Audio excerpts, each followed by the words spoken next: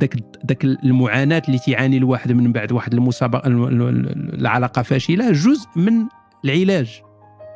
راه ما خاصكش تقول أنا ما باغيش نعاني راه غتعاني.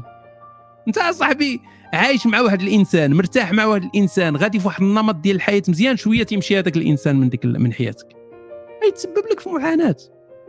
خاصك تعاني، خاصك تبكي، واخا تكون دري بكي. علاش البنات تيكونوا بخير؟ لأنها تيشكيو تيشكيو والبكا والشكا والتليفونات 12 ساعة وهي تتبكي مع صاحبتها في التليفون، تيفرغوا.